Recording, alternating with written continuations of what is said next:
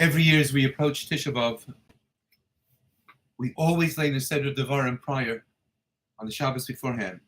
This year, indeed, the actual day of Tish'a B'Av coincides with Shabbos Kodesh, upon which we will read the Seder of Devarim. And if that is the case, then it just must be, that within the Seder of Devarim itself is contained not simply the veiled rebuke of Moshe Rabbeinu to the children of Israel regarding anything and everything that was done incorrectly or that was omitted in their practice within the desert, but rather there must be contained within the Seder of Devarim a path, a mesila, a derech, by which we can turn things about and return home to Eretz Yisrael with an appropriate tshuva, doing away with the day of Tish'a B'Av as a day of mourning and affording it the status of the Moed, as referred to by the Navi Yirmiyahu HaNavi, that it should ultimately be a day of rejoicing. In the Seder of Devarim, we're told by Moshe Rabbeinu that as Klal Yisrael neared the entrance into the land of Eretz Yisrael itself, Be'ever HaYardim Be'eretz Moav, after having destroyed the king of Amori, the king of Moab, Ha'u Moshe Be'eretz HaTorah Hazos Leimar. Moshe Rabbeinu engaged in explaining that this Torah, thus saying. And Rashi comes along and understanding the reference of the terminology of Be'er to be related to the explaining of the Torah, as it were, ultimately in Har Grizim by Yehoshua, where the Torah was written upon the Avadim, upon the stones, in 70 different languages. So therefore, says Rashi here, Be'er Satorah Moshe Rabbeinu in the Arvos Moav, in the plains of Moab, B'shivim Lashon Pirsha Lahem, he explained to Klal Yisrael in 70 languages the meaning, all of the statutes, all of the nuances of the Torah Kadosha. And I must tell you that this year, when I was Mavra Sedra, as I do every year, it bothered me to no end. What possible reason could there have been that Moshe Rabbeinu provided Klal Yisrael with the understanding of the Torah in 70 different languages? And I found this question raised in the Oznayim the Torah, and he indeed raises the same question that was bothering me. Why in the world would Klal Yisrael be in need of this? We understand that Yehoshua would have to commit to writing of the entirety of Torah in 70 languages, so that when the nations of the world would come along, they'd be able to understand, to read the Torah, and to apply it appropriately to themselves as the Almighty would desire. But for the children of Israel who knew only Latin Kodesh, Hebrew, Egyptian, there was no Yiddish, there were no other languages, what possible reason could Moshe Rabbeinu have had to explain it to them in 70 different languages? And says, those nine in the Torah, V'ra'isi mefarshim b'shivim lashon. I have seen others who explain this Rashi as referring to not 70 languages so much as b'shivim ponim la Torah, the 70 faces of Torah, and concludes the Oznayim la Torah rather cryptically, v'nachom. And it's correct. I'm in agreement. And I thought to myself, what does Shivim Panim LaTorah mean? We know that it's based upon a Midbar Rabbah, which explains that much as yayin, as wine, written Yud Yud Nun, numerically is equal to 70. Nichnas yayin yatsa sod, much as one introduces wine into his body, there can be the endless mystical understandings of that which is secretive to us. And we know that there are different levels and different ways, different wavelengths of understanding the Torah. There's Pshat, Medrash, Drash, Medrash, Sod. There are different ways of understanding the Torah in its simplicity and digging further, and even Api Kabbalah from a mysterious perspective. But why in the world would Moshe Rabbeinu give it to them? Perhaps the reason is because much is in its sieve, in its Hamadavar, in its preface to the Sefer Bereshis, explains that the reason that Sefer Bereshis is known by the Nevi'im, referred to as Sefer HaYashar, and that reason is because Bereshis discusses the creation and the maintenance of the world, and whereas the pasuk that Moshe Rabbeinu states to Klal Yisrael, Hatzur Tamim Palo, HaKadosh Baruch Hu is perfect in all of his mannerisms. Tzadik v'yosher hu. He is both righteous and yosher and forthright and fair and always correct.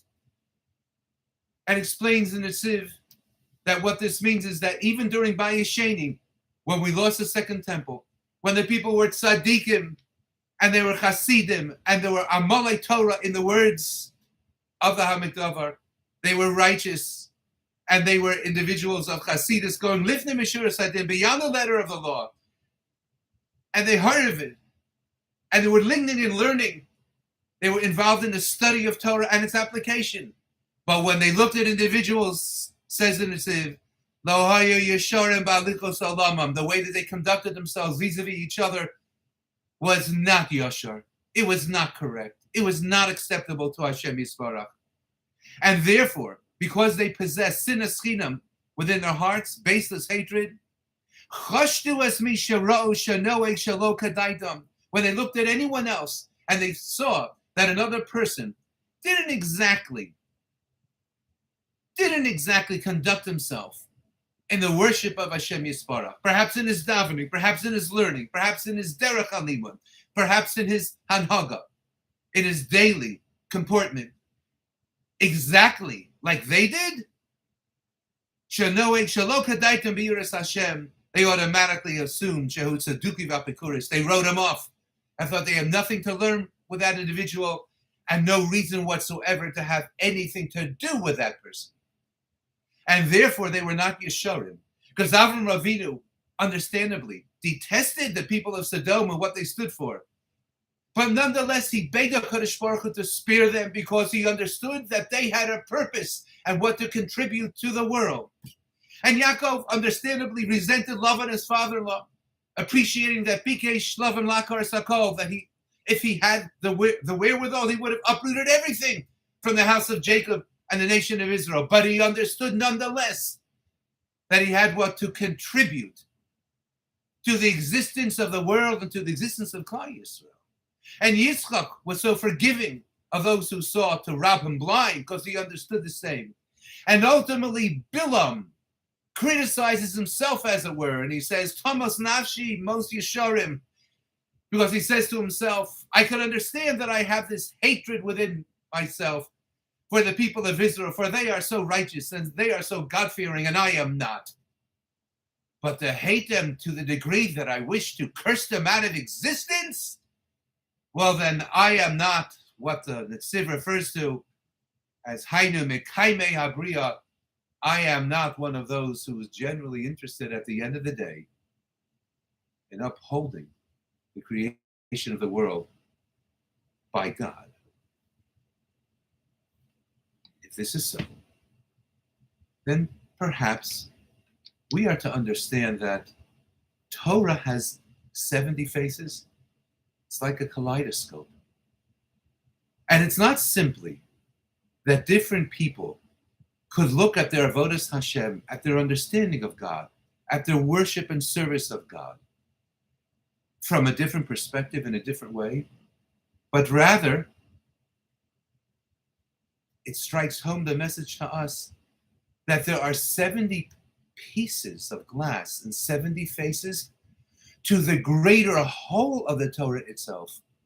And if we're missing even one piece, then Sveltepis, then we're missing an entire dimension of how to understand HaKadosh Baruch Hu and how to look at him, and how to look at who we are, and how to look at what our mission, in fact, is at the end of the day. And if that is the case, then it means that we have to look at each other, members of Klal Yisrael, even when we don't agree with each other. But we have to appreciate that Chasidus has what to contribute to the Islavas, to the fire that is to be found in our belly in our worship of God. And Litvish Yiddishkeit has what to contribute insofar as our learning and understanding and plumbing the depths of Limud Torah. And as we move on, even beyond Frumkeit, even beyond Orthodox, to those who are not, we have to appreciate that we are not to write them off, because maybe, just maybe, without question, there is what they have to contribute as well to the greater whole and greater service of HaKadosh Baruch Hu. For otherwise they wouldn't be here.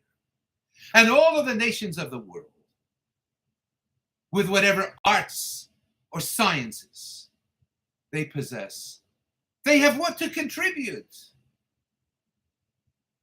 If they have what to contribute, then before Klal Yisrael could enter the land of Israel, and before they could take the Torah Kadosha and plant it within the land itself, so that there could arise the greatest bounty ever to be witnessed by man in the service of our Creator, we need to appreciate Shivim Panim LaTorah. Moshe Rabbeinu explained to Klal Yisrael. It says as Naim LaTorah, it's Nocham. It's not simply acceptable, it's correct. If we take that on and we reflect upon it and understand that Ahavas Chinam is wonderful and it's certainly something that we should all strive for, but baseless love is not always so simple to achieve. But certainly to do away with the hatred, to do away with the dismissal that we so easily engage in, a sense of immediacy vis-a-vis others who are not exactly like we are. If we could do that, and we could appreciate that the kaleidoscope of our existence requires the presence and appreciation of everyone on the face of the earth, then Emir Hashem, we can turn Tish'a B'Av inside out. Instead of sitting low, non-leather foot apparel, with a torn heart, as it were, we could put on our greatest finery and dance in the streets of Yerushalayim Yer HaKodesh, Emir Hashem, Kara Alai Moed, to refer to Tish'a B'Av as it should be, as referred to HaKadosh Baruch Hu, as a time so replete with the return to Israel, the return of the Beis HaMikdash Bayis Shlishi, the return to who we are, with all the others playing their role, no less. Have a wonderful Shabbos, and we should be zeichen to achieve exactly that.